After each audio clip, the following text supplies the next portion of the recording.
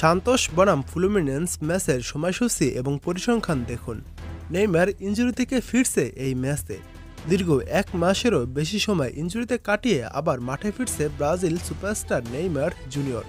Santos বনাম ফ্লুমিনেন্সের ম্যাচটি মূলত সিরিয়া লিগের ম্যাচ, যেখানে সান্তোস দুটো ম্যাচ খেলেছে, তবে কোনো ম্যাচে জয় পায়নি তারা। সিরিয়া লিগের পয়েন্ট টেবিলে 16 নম্বরে রয়েছে সান্তোস। সান্তোস দুইটি ম্যাচ খেলে একটি ম্যাচ ড্র করেছে এবং একটি ম্যাচ হেরেছে। সান্তোসের পয়েন্ট 1। বিপরীতে সান্তোসের প্রতিপক্ষ ফ্লুমিনেন্স রয়েছে পয়েন্ট তালিকায় 9 নম্বরে। তারা দুইটি ম্যাচ খেলে একটি ম্যাচে জয় পেয়েছে এবং একটি ম্যাচ হেরেছে। ফ্লুমিনেন্সের পয়েন্ট 3। এই ম্যাচটি আসলে কোন দল জিতবে, ফ্লুমিনেন্স নাকি সান্তোস, সেটার একটি পার্সেন্টেজ করা হয়েছে।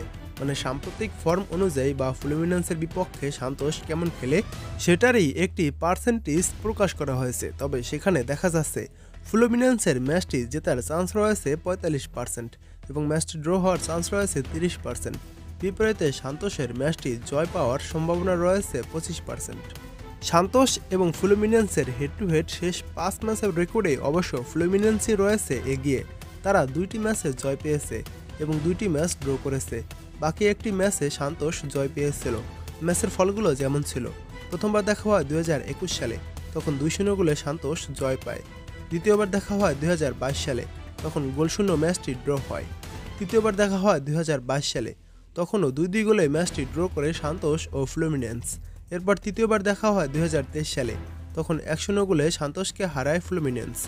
এরপর শেষবার দেখা হয় 2023 সালে সিরিয়া লিগের ম্যাচে, তখন 3-0 গোলে সান্তোসকে হারায় ফ্লুমিনেন্স। এটাই ছিল সান্তোস ও ফ্লুমিনেন্সের রেকর্ড। হেড টু হেড রেকর্ডের ম্যাচে অবশ্য নেইমার ছিল না, তবে এখন সান্তোসের দলে নেইমার রয়েছে, তাই একটি কঠিন ম্যাচ হতে চলেছে। দেখুন এই ম্যাচটির সময়সূচি। এই ম্যাচটি শুরু হবে এপ্রিলের 14 তারিখ বাংলাদেশ সময় রাত 4:30 মাঠে নামবে সান্তোস ও ফ্লুমিনেন্স। এপ্রিলের 13 তারিখ দিন যে রাত 4:30 ম্যাচটি শুরু হবে।